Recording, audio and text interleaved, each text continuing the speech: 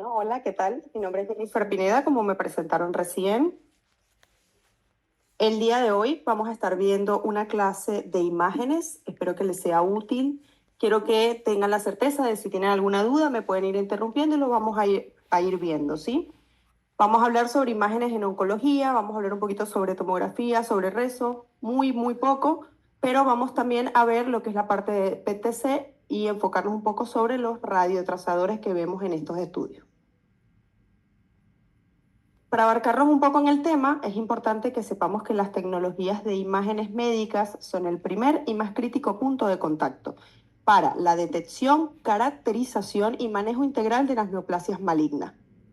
Acá nosotros lo estructuramos básicamente en 3 puntos. Uno, lo que es la detección temprana, que ayuda a la identificación de lesiones en estadios preclínicos y asintomáticos a través de programas de tamizajes estructurados, como también lo saben que se puede hacer mamografía, alguna tomografía de tórax en caso de pacientes que fumen. Estos serían como los protocolos de tamizaje. Luego, también tenemos lo que es la estadificación, que es cuando una vez que tenemos alguna lesión que pensamos que pueda ser de origen oncológica o maligna, que utilizamos lo que es la evaluación precisa de la extensión local, es decir, la T como tumor, el compromiso linfático como N o compromiso ganglionar, y luego las metástasis a distancia, que es cuando este tumor ya no solamente está localmente, sino que se esparce por otra zona o por otra área del cuerpo.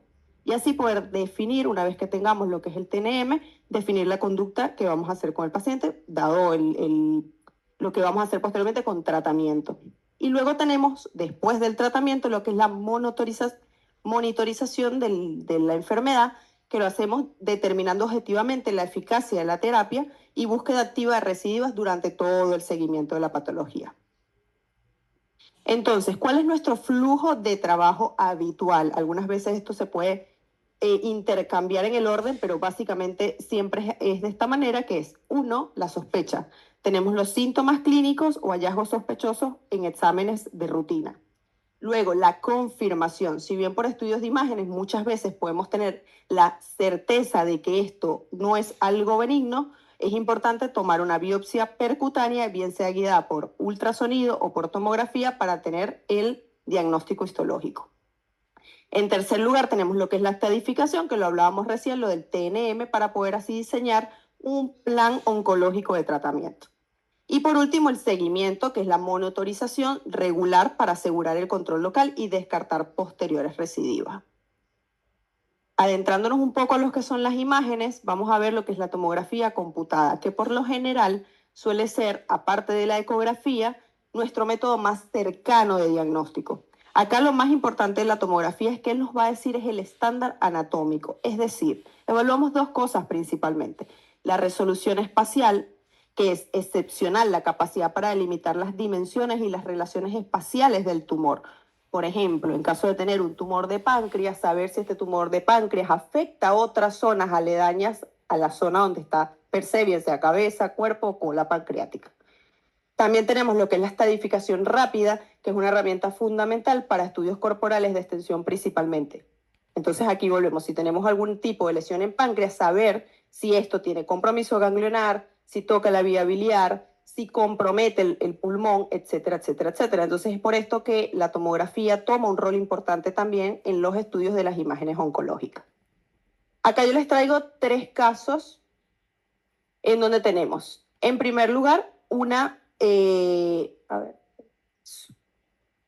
tenemos una tomografía, ¿sí?, con contraste de abdomen y pelvis, donde sé que tiene contraste porque veo la aorta que está hiperdensa, que tiene contraste adentro, y también puedo ver la relación del riñón, que veo una relación córtico-medular.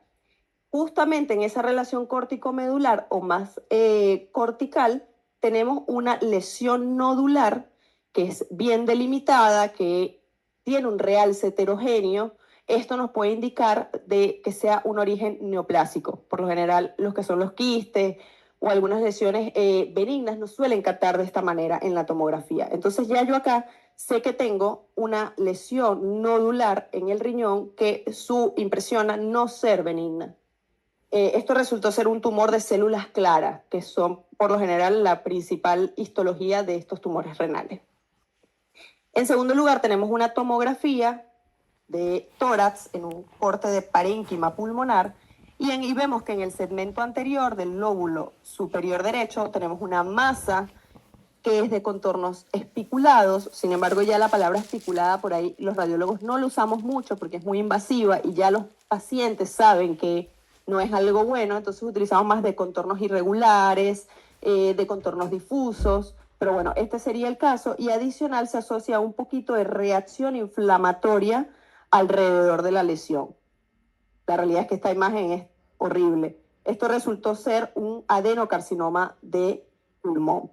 Luego tenemos otras imágenes más como incidentales, un paciente que viene por dolor abdominal, por sospecha de capaz dolor en el epigastrio, sospechamos que tiene una gastritis y cuando hacemos una tomografía, en este caso también de abdomen y pelvis con contraste, fíjense que la aorta está pintada, también justamente acá está pintada tanto la vena como la arteria, es una fase intermedia entre arterial y portal, vemos una lesión que está muy exofítica a la cámara gástrica, exactamente en la curvatura mayor gástrica. Bueno, esto resultó ser un tumor de His. Los tumores de His se caracterizan por ser bien periféricos y exofíticos, a diferencia de por ahí los adenocarcinomas, que suelen ser más engrosamiento per se de la cavidad del estómago. Bueno, otro estudio que también tenemos para enfermedades oncológicas es la resonancia magnética. ¿Qué evalúa la resonancia magnética? Bueno, más que nada la resolución tisular y excepcional, es decir, evalúa principalmente los tejidos como lo son el cerebro, la columna, la pelvis y la mama. ¿Por qué? Nosotros decimos siempre que la resonancia magnética nos ayuda a saber más anatómicamente el estudio de la patología. Entonces, por eso es la importancia entre estas principales lesiones, ¿no? De cerebro, columna, pelvis y mama. Luego, lo otro importante de la resonancia magnética es que no irradia. Al ser un campo electromagnético no tenemos radiación, entonces muchas veces nos sirve para estudios de pacientes pediátricos que tienen que seguramente hacer controles repetitivamente y además nos ayuda a protocolos de seguimiento que, aparte de que refieren controles frecuentes, podemos determinar si la lesión tocó algún nervio, tocó algún músculo, que por ahí en tomografía esa resolución anatómica no la tenemos. Y por último, hay una secuencia de la resonancia magnética que nos es muy útil, que es la secuencia de difusión o DWI. Esto es porque analiza la restricción del agua para estimar la celularidad tumoral, es decir, una lesión que dé un DWI positivo se va a ver brillante, por así decirlo, hiperintenso, y esto nos va a decir que tiene altas probabilidades de ser dos cosas. Uno, un foco hemorrágico versus isquémico o una lesión tumoral. Entonces, esta secuencia es bastante importante para nosotros. Acá traigo dos ejemplos puntuales. Uno, una resonancia de cerebro donde podemos ver una lesión justamente en la parte cerebelosa, una lesión bien heterogénea, impresiona ser sólido quístico. Esta es la secuencia de la que les hablaba, una secuencia de difusión que podemos ver que está bien brillante, bien hiperintensa, y esto no está bueno. Y cuando lo vemos consecuentemente con la secuencia de T2, vemos que es una lesión ocupante de espacio que tiene un componente sólido quístico y que se ve heterogénea. Esto resultó ser un astrocitoma pielocítico, principalmente se da en pacientes jóvenes, este tipo de tumores. Luego tenemos una paciente femenina, fíjense que tenemos la cavidad uterina y tenemos esta enorme lesión ocupante de espacio en lo que es la parte de la región ísmico-cervical, principalmente en su pared posterior. Esto es un corte sagital para que se ubiquen acá, para este lado, ombligo, toda esta es la parte anterior, esta es la parte posterior donde está la columna. Entonces afecta principalmente, no digo que sea únicamente porque hay que ver otros cortes, pero principalmente la pared posterior del cérvix. Y no solamente el cérvix, sino que se extiende, si nosotros trazáramos una línea acá y otra línea acá, también extiende la cúpula vaginal, es decir, el tercio proximal de la vagina. Esto es mal pronóstico para la paciente. Y luego también como hallazgo incidental tenemos en el cuerpo vertebral una imagen bien circunscrita, hiperintensa, que probablemente si lo vemos en otras secuencias puede ser un hemangioma de cuerpo vertebral, carente de significado patológico. Ahora sí, adentrándonos un poco más a lo que quiero que hoy aprendan y sepan para qué se utiliza, ya que es en los últimos años lo que es este estudio ha sido un auge para enfermedades oncológicas, es el PTC. Esto nos ayuda a una función metabólica y anatómica en un mismo estudio. La combinación de PET y TC ofrece la sinergia perfecta al fusionar la resolución anatómica de la tomografía con la evaluación del metabolismo celular en vivo mediante varios trazadores, principalmente FDG, y ya lo vamos a ver en qué momento usamos un radiotrazador o otro, porque tienen indicadores de especificidad. Pero bueno, tenemos entre ellos FDG, colina, PSMA, galio, entre otros. Es la técnica de elección para identificar metástasis precoces y discriminar entre un tejido es cicatrizal o un tumor viable residual post-tratamiento. Muy bien, entonces, ¿en qué se basa el PTC por FDG? O sea, ¿qué es el FDG y qué hace? ¿Cómo actúa en nuestro organismo a la hora de inyectarlo? Bueno, tenemos tres fases principalmente, a grandes rasgos. El primero, cuando inyectamos, el FDG es una molécula de glucosa, es decir, de azúcar. Ella está obviamente modificada y a lo que se le añade un átomo radioactivo, es decir, nosotros cuando colocamos la inyección, por lo general va a viajar la molécula de FDG con flúor 18 o galio, pero principalmente flúor porque es más económico. Cuando se le inyecta al paciente esta molécula, el cuerpo no nota la diferencia y la transporta por la sangre como si fuera azúcar normal. Entonces aquí viene el segundo efecto, que es el efecto de Warburg, que es la captación. Las células cancerosas alteran su metabolismo para consumir hasta 10 a 30 veces más glucosa que la célula sana. Esto ya lo sabemos. Esto es bioquímica. Un fenómeno médico conocido también como efecto de Warburg. Las células tumorales, al absorber masivamente el FDG que le estamos inyectando al paciente, esto va a producir unos transportadores en su membrana llamado GLUT. Y aquí viene el último paso, que es que este GLUT, que es la glucosa normal que entra a la célula y se procesa, se va a convertir en energía. Y la energía, el FDG, al estar modificando y quedándose atrapado adentro de esa célula cancerosa que produce mucho azúcar, es lo que nos va a dar la imagen, la captación. Como el tumor sigue absorbiendo el FDG y no puede eliminarlo, el marcador radioactivo se acumula concentradamente en la lesión. El paciente, estando ya en el escáner, el átomo de flúor 18 emite una señal de positrones y la máquina traduce la imagen. Entonces, los tumores que aparezcan en la pantalla como puntos extremadamente brillantes o zonas hipermetabólicas sobre el fondo del cuerpo es lo que nosotros vamos a determinar que es algo maligno. Sin embargo, sabemos que no todo lo que brilla es cáncer, ¿sí? Y eso lo vamos a ver más adelante.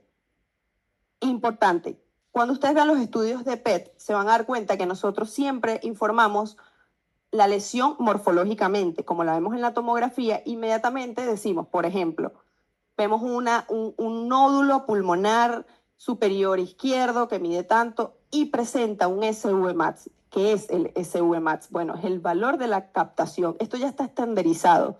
Ya hay guías y protocolos para saber cuánto es una captación elevada o cuánto no. Lo más importante que nosotros recordemos es el punto de corte, perdónenme. El punto de corte. Una lesión que capte más de 2.5 no nos habla de que es muy buena, siempre y cuando recuerden que no estamos hablando de un proceso también que se puede ver en infecciones y en procesos inflamatorios, puede captar incluso más que 2.5 y no ser cáncer. Por eso nosotros también lo vemos con la tomografía para ver que tenga correlación morfológica el foco que estamos viendo que brilla en conjunto con la lesión. Muy bien, entonces este SVMAX es un cálculo de valor de captación estandarizado y podemos acá ver, que es lo que también quiero que recuerden, es que si un SVMAX es de 1.8 lo consideramos bajo y de 8.5 lo consideramos alto. Ahora bien, no todo lo que brilla en un PET es cáncer. ¿Qué cosas, y aquí quiero que separemos los procesos inflamatorios, infecciosos, a los órganos que normalmente van a captar PET? El cerebro consume mucho azúcar, entonces ustedes van a ver que en todos los estudios de PET el cerebro capta un montón. Otra cosa, los riñones, que es por donde se elimina el radioactivo. Y luego los temas de los procesos inflamatorios. Entonces yo les traigo una imagen aquí a grandes rasgos. Aquí lo que vamos a tener es una imagen de un crudo de PET-TC en un paciente. Y vamos a ver que normalmente le va a captar el cerebro, las mucosas, el músculo. Y luego, ahora en la siguiente diapositiva vamos a ver cuál es la preparación de estos pacientes, porque a mí me interesa que si un paciente tiene un melanoma, ese paciente cumpla con el requisito de no hacer ejercicio durante 48 o 24 horas antes del estudio, porque si no le va a captar la musculatura y esto me puede dar falsos negativos, pensando que capta el músculo porque hizo ejercicio y no fue así. Sí. Sí. Perfecto. El paciente iba justito en ese día y nunca recibió una orden clara. Claro.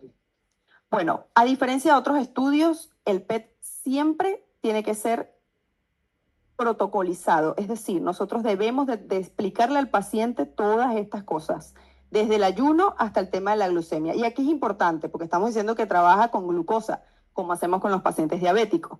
Bueno, es importante que cuando su médico lo indique, el paciente esté médicamente bien, es decir, tenga su medicación, que lo tome constantemente y que los niveles de glucemia vayan mínimamente menos de 200 a la hora de hacer el estudio. ¿Qué sucede? Nosotros lo que estandarizamos es lo siguiente. El paciente se hace el estudio el 2 de cada mes, entonces el 1 de cada mes a la noche toma su medicación y ya luego no la toma más hasta que se hace el estudio. Así disminuimos los niveles, es decir, colocamos al paciente en un estado de hipoglucemia, es lo ideal, para poder hacerle el estudio y así no sesgar ciertas cosas. Lo mismo pasa, y justamente iba a eso, el colon. El colon van a ver también que es muy difícil algunas veces estudiarlo en pacientes diabéticos, porque el colon, cuando los pacientes toman metformina, también activan la cascada de glucólisis en la pared intestinal. Entonces, lo que hacemos nosotros es decirle al paciente que no ingiera la medicación mínimamente unas 12 horas, siempre un día antes como mínimo, y además tome abundante agua. Esto va a hacer que el colon se limpie un poco y a la hora de hacer el estudio no nos tenga captaciones que no nos ayuden ni nos favorezcan. Claramente esto se va a ver que es muy importante cuando el tumor de colon mide más de 6 milímetros, es decir, es grande. Entonces, claro, si nosotros vemos que justamente capta y en eso morfológicamente está el tumor, es más fácil. Pero nos ha dado oportunidades que no vemos el correlato morfológico en la TC. Entonces, ante esta duda, le sugerimos al paciente continuar con otro estudio que por lo general es una BCC o una endoscopía. Luego tenemos otras captaciones fisiológicas como es el miocardio. Si bien en nuestra institución, en Diagnóstico Maipú, no hacemos muy seguido protocolos de cardio, realmente la indicación de estos pacientes es que no coman tantas grasas, que no hagan ejercicios, para así después evaluar prótesis, si están con endocarditis y ese tipo de cosas. Y luego tenemos lo que son los riñones, que los riñones siempre ha sido un desafío para los que informamos PET, porque la realidad es que la mayoría de los tumores renales es mejor evaluarlo por tomo o por rezo y no por PET, porque no captan. Los tumores de células claras, que son casi el 90% de los tumores malignos de riñón, no captan. Pero acá el PET toma otro auge, que es ver que el tumor renal no ha hecho metástasis en otro lado. Entonces, por eso capaz de igual manera lo indican. Y bueno, en resumen, porque ya hemos hablado un poco de toda la preparación, pero en resumen, para que lo tenga un poco más estandarizado, tenemos lo que es el ayuno riguroso, un mínimo de 4 a 6 horas, solo ingesta de agua pura para inducir un estado de hipoglucemia que maximice la captación tumoral del radiotrazador. El monitoreo de la glucosa, el nivel de azúcar plasmática basal debe estar estrictamente bajo 150-200 antes de la inyección del radiofármaco. Claramente la regla nunca es así 100%, porque hay pacientes que entre riesgo-beneficio es mejor que aunque tenga una glucemia de 400, pero necesita el estudio porque está internado, porque queremos evaluar cosas puntuales, de igual manera lo podemos hacer y algo nos va a orientar el estudio. Luego el reposo físico y térmico era lo que les decía con respecto a los ejercicios para que no capte la masa muscular. Lo ideal es que desde que se le inyecte hasta que el paciente pase el equipo, el paciente esté en un lugar cálido, calentito, sentado, porque también algunas veces cuando los pacientes llegan agitados o con mucho frío, también puede causar que hayan captaciones musculares muy llamativas que sean falsos negativos. Y luego evitar fármacos interferentes, por ejemplo, la insulina. Ahora bien, según el Ministerio de Sanidad y Consumo, ¿cuáles son o en qué momento nosotros indicamos un PET por FDG?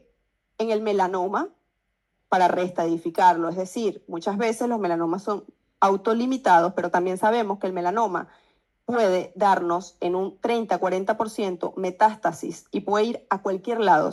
O sea, inclusive puede dar metástasis en vesícula, o sea, lugares que por lo general otros tumores no van. Entonces, es importante reestadificar al paciente, es decir, el dermatólogo decidió extraer la lesión, recibe la anatomía patológica dice tiene bordes libres, teóricamente el paciente ya está curado y sin embargo posteriormente le hacen un PET para determinar realmente que todo el resto del cuerpo no tenga células cancerígenas. Lo mismo pasa con el carcinoma colorectal. Luego tenemos otro caso particular, es el nódulo pulmonar. Ante la duda, si no sabemos y por ejemplo es una lesión que está muy difícil para pincharla y saber la histología, mandamos este estudio. Si tiene alta captación y nos puede decir que es algo maligno y iniciar directamente un tratamiento, lo más seguro que si es focal, radioterapia y si llega a tener compromiso en otro lado, quimioterapia. Luego tenemos tumores cerebrales, linfoma Hodgkin y no Hodgkin. Importante el PET al inicio, hace aproximadamente unos 15, 20 años, cuando inició este auge de este estudio, lo mandaba mucho para linfoma porque nos ayuda a ver el post-tratamiento. Le hacíamos un PET basal y luego un PET control y podíamos determinar si la respuesta fue o no fue favorable. Incluso eso es lo que se hace el día de hoy y luego los pacientes quedan haciéndose PET recurrente cada 6 meses, cada un año, depende claramente si es positivo o no el estudio. Luego tumores malignos de cabeza y cuello para saber qué tanto compromiso ganglionar. Recordemos que los tumores de cabeza y cuello tienen la particularidad que al ser una zona tan chica puede dar metástasis ganglionar y ser difícil a la hora de que el cirujano pueda extraer todos esos ganglios. Entonces acá, este estudio lo que ayuda justamente es decirle, bueno, las cadenas ganglionares afectadas son esta, esta y esta, para que así el cirujano pueda saber a dónde ir y a dónde intentar sacar los ganglios, ¿no? Patológicos. Y luego el cáncer de tiroides en caso tal de que pase lo mismo. Los cánceres de tiroides pueden tener compromisos ganglionares, entonces esto nos ayuda a determinar en qué cadena ganglionar sacar y cuál preservar. Acá es un cuadro más resumido de toda la cantidad de cosas que nos puede ayudar un PET en indicaciones clínicas. Nos puede ayudar desde una enfermedad cardiológica, una enfermedad infecciosa, muchas veces en pacientes que tienen una fiebre de origen prolongado, que no logran dar con per se la lesión, bien sea la infección, el foco infeccioso, nosotros nos ayudamos con este estudio para saber si eso viene de origen pulmonar, urinario o si directamente es un proceso paraneoplásico. Acá les traigo varios ejemplos. Bueno, el primer ejemplo que tengo, un paciente de 32 años, que comienza con dificultad para respirar. Cuando le hacen una tomografía, evidencia que tiene muchos ganglios en el mediastino. Bueno, se trataba de un linfoma. Veamos que tiene un gran conglomerado ganglionar, que justamente nosotros podemos tratar esto como una masa en mediastino, a lo que se debe descartar un timoma, el linfoma per se, pero bueno, en este caso era un linfoma que no solamente tenía compromiso supradiafragmático, es decir, del diafragma para arriba, sino que tenía aisladamente un compromiso ganglionar ilíaco. En este caso, el paciente fue tratado con quimioterapia. Claramente el diagnóstico Maipú, al no ser un centro de internación, muchas veces los pacientes se nos pierden los controles, no sabemos porque se hacen en otros hospitales, en otros sanatorios o institutos de imágenes los controles, pero bueno, por lo general los linfomas en términos generales suelen tener buen pronóstico con la quimioterapia y actualmente con la inmunoterapia.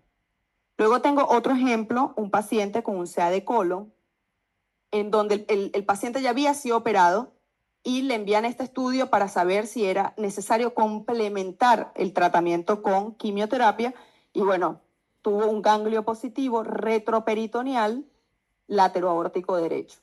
Ahí el ganglio bastante positivo. Van a ver muchas veces que los estudios de PET pueden tener un juego de colores en azul o un juego de colores en rojo, la realidad es que es lo mismo. Eso va más que nada de la facilidad para el radiólogo de leer los estudios. No es algo distinto, digamos, el mismo estudio. Acá les traigo otro ejemplo, un paciente, una paciente con un CA de ovario. Sabemos que los CA de ovario tienen un predilecto por hacer implantes peritoneales, por hacer lo que nosotros llamamos alteración del peritoneo, ¿no? Y bueno, este es justamente el caso, lo podemos ver tomográficamente con el signo de Omentan K y que se traduce como áreas hipercaptantes en el FDG. Y adicional no solamente tenía abdominal, es decir, en el aumento mayor, sino también todo a nivel pelviano. Otra imagen de un tumor de pulmón, véase que ya por sí en la tomografía se veía bastante irregular, la verdad bastante feo, más que pensar que es algo inflamatorio infeccioso. Y bueno, efectivamente lo vemos solitario en el PET. Y adicional tenía un compromiso ganglionar paraórtico. Entonces ya esto cambia el pronóstico del paciente. Claramente no vamos a adentrar mucho en eso, pero sí es importante que sepan que muchas veces los tumores, principalmente de pulmón y de mama, cuando conseguimos nosotros una metástasis, bien sea ganglionar o per se de un órgano, y está del mismo lado, no se trata igual a que esté de los dos lados o de que esté del lado contralateral. Pero bueno, eso más que nada lo manejan los oncólogos, ¿no? Luego tenemos una paciente justamente con un CA de mama, una lesión bien circunscrita en el cuadrante superior de la mama que tiene compromiso axilopectoral con múltiples ganglios. Bueno, esta paciente por suerte era solo limitado a mama y ganglios, así que pudo ir a cirugía. Otros ejemplos también de CA de mama, fíjense que acá tenemos una lesión mamaria que produce un proceso inflamatorio, y acá es importante que, claro, al uno estar informando constantemente, hablando, trabajando de la mano con los oncólogos, empezamos a saber qué cosas decir que es oncológico y qué cosas no. Esto no era un compromiso maligno del plano cutáneo, simplemente era un proceso inflamatorio. Así que esto fue mejorando con el pasar de las sesiones de quimio, porque le hicieron quimio justamente porque tiene un foco óseo que se traduce en TC como una imagen osteocondensante. Otra patología muy importante que quiero que la tengan en cuenta, porque la realidad es que muchas veces no es tan frecuente verla, es el mieloma múltiple. El mieloma múltiple tiene dos formas de estudiarse, principalmente cuando ya tiene una lesión per se ósea. Una es el PET y la siguiente es la reso. No en todos lados hacen resonancia de cuerpo entero. Y es más factible y más rápido conseguir para hacer un PET corporal total con FDG. Y justamente fíjense que aquí en la tomografía venía negativa, pero los marcadores tumorales del paciente venían alterados, la alteración plasmática, y cuando hacemos el PET te captaba absolutamente todo el sacro y los huesos ilíacos. Entonces la importancia también de conocer la patología y conocer cómo se expresa la patología en imágenes y no mandar capaz estudios de imágenes que no tienen nada que ver. Por último, también tenemos, este ejemplo se los traía porque, por ejemplo, esta paciente le captaba mucho los arcos costales, pero nosotros en el servicio contamos con residentes, en diagnóstico por imágenes que hacen el interrogatorio del paciente. Sé que en otros lados se cuenta con técnicos que hacen el interrogatorio, bien capacitados claramente, pero bueno, aquí los residentes tienen la experticia de que como llevan el manejo ya radiológico, saben qué preguntar al paciente. Y este paciente había tenido un antecedente de caída, entonces estos son fracturas costales que están en fase consolidativa, no era nada más que eso, o sea, el paciente al final, el estudio del resto del paciente estaba negativo. Bien, esto concluyendo lo del FDG. Si alguno tiene una duda, podemos hacerla ahora porque ahora vamos a pasar a otro radiotrazador. Bueno, eso significa que estoy explicando bien porque no hay preguntas. Ok, ahora vamos con el PSMA. El PSMA realmente es un radiotrazador relativamente nuevo. Acá en este país habrá llegado aproximadamente hace 4 o 5 años. Los principales países fueron europeos los que decidieron trabajar con este radiotrazador, y este radiotrazador tiene la particularidad que es específico para cáncer de próstata. ¿Cómo es el metabolismo de esto? Bueno, al inyectar al paciente, la molécula inyectada viaja por el torrente sanguíneo hasta que se encuentran células con alta densidad de la proteína PSMA en su membrana, que son las células que expresan los cánceres las células cancerígenas de próstata. Esto se une a ellas de forma exclusiva y entra a la célula. Aquí viene la segunda parte, perdón, acá va un número 2. Aniquilación localizada, que es la captación, una vez atrapado dentro del tejido tumoral, el isótopo radioactivo acoplado. Recuérdense que yo les había dicho que el FDG siempre va con un isótopo, que era el flúor. Bueno, acá el PSMA va con el galio o con el flúor. Y como también les había dicho, tal cual como en el FDG, por lo general va con el flúor. ¿Por qué? Porque el flúor es una molécula más económica. Tenemos más acceso en nuestro país con ella. Entonces, este isótopo radioactivo se acopla y se desintegra emitiendo el positrón y dando la señal. Esto hace que sea muy específico para cáncer de próstata y sus metástasis. Acá lo que quiero que vean es que el cáncer de próstata tiene captaciones de área normal. Le gustan las glándulas, es decir, parótidas, es decir, páncreas, vías biliares. También capta fisiológicamente el hígado, el vaso, los riñones. Esto es normal. Nosotros lo que hacemos muchas veces cuando sospechamos que hay un compromiso de estas estructuras que salen normal, hacemos un tardío de la imagen, es decir, el paciente termina de hacerse su barrido corporal que dura más o menos entre 20 a 30 minutos, le hacemos un segundo barrido en el área que nos interese, que veamos que esté afectado. Justamente también en el servicio siempre se cuenta con un médico que pueda ver las imágenes para así saber si es necesario agregar algo, alguna adquisición. A diferencia del otro ejemplo que les había puesto, fíjense que esto capta bastante lo que son las glándulas salivales, parótidas y todo lo que son los riñones, la vía biliar, un poco el hígado, la vesícula. Bueno, en este caso, este paciente, ya yo a grandes rasgos me doy cuenta que esto me sobra y que todo esto me sobra.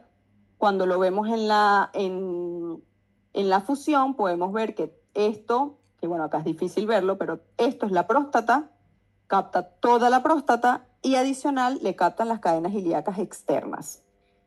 En oportunidades, en pacientes, el PSMA puede ser tan específico que incluso hicimos un estudio al respecto.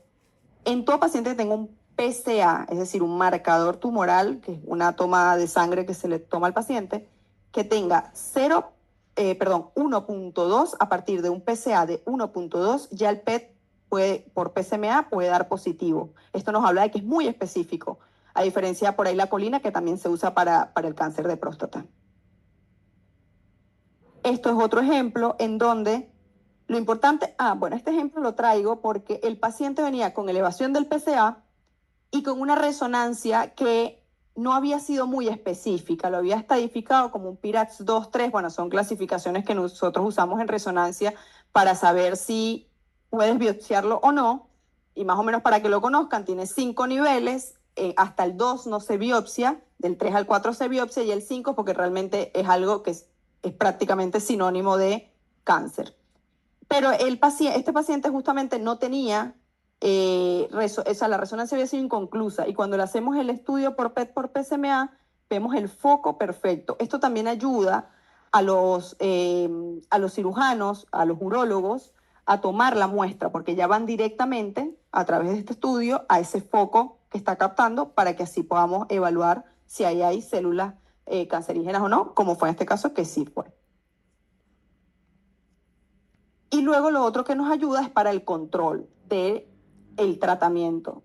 Fíjense que el primer PET del paciente tenía completamente no solamente la lesión dentro de la próstata, sino que tenía muchos compromisos en el hueso, prácticamente de distribución generalizada. Pero luego, posterior a las quimios, que eso también lo determinan los oncólogos, pero bueno, este paciente fue a quimio, pero también puede ir a inmuno, el paciente mejoró. No tanto capaz, pero realmente sí mejora y entonces se sigue haciendo la misma terapia, pero se cumple otro ciclo de quimio, que por lo general cuando hablamos de ciclo hablamos de 3 sesiones de quimio, ¿no? Luego aquí vamos a pasar a otro radiotrazador que es la colina. Ya nos quedan 2 radiotrazadores para que tengan un conocimiento un poco de cada una de las que más usamos.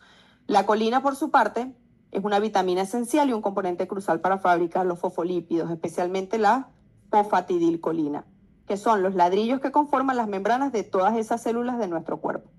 ¿Qué pasa? Las células cancerígenas aumentan masivamente la cantidad de transportadores de colina en su superficie y sobreexpresan una enzima llamada colina quinasa. ¿Qué sucede? Al inyectar nosotros el radiofármaco, la célula lo confunde con colina normal, lo absorbe y la colina quinasa lo fosforila. Y esto es lo que va a darnos a nosotros que se quede atrapado el radiotrazador adentro de esa célula cancerígena y se acumule y dé la señal, la respectiva señal en el PET. A diferencia del PSMA que se utiliza para próstata o del FDG que se utiliza para la mayoría de las patologías, el PET colina solo se indica en cáncer de próstata, en hiperparatiroidismo y en carcinoma hepatocelular. ¿Por qué? Porque tiene también, aparte de la fijación por la por la colina quinasa, tiene también por la somatostatina. Entonces, es justamente importante porque se une a ellas y, por ejemplo, en el caso de un paciente que tenga un hiperparatiroidismo de causa desconocida, se le hace una tomografía, tiene las glándulas suprarrenales normales, se le hace una resonancia, tiene una hipófisis normal, el siguiente paso es enviar un estudio de PTC para saber si tiene capaz justamente aquí tengo un ejemplo, un paciente que tenía una captación cercana y por detrás de la glándula tiroides, es decir, una paratiroide, que estaba produciendo abundante paratormona. Entonces esto ayuda a que el cirujano pueda ir directamente y sacarla. También sabemos que en el cáncer de próstata nos ayuda a conocer lo que son no solamente la lesión focal, sino las lesiones óseas. Y por último, también tenemos lo que es el PTC por Galo 18 o DOTATATE, que evalúa principalmente tres tipos de lesiones.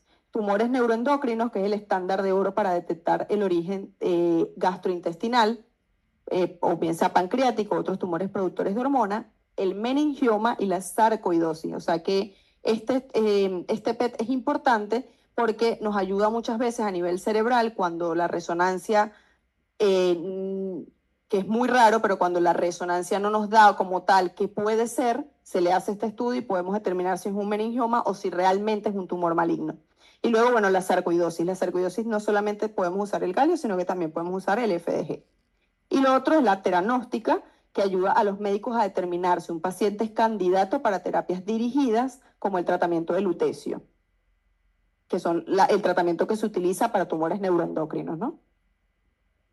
Acá tenemos justamente un paciente que tenía elevación de la somatostatina, tenía marcadores elevados y no sabíamos de dónde venía la lesión. Bueno, la lesión justamente tenía un tumor neuroendocrino en el intestino delgado. Fíjense la especificidad que tiene, ¿no? Que está todo negativo y bueno, justamente capta solo la lesión neuroendocrina.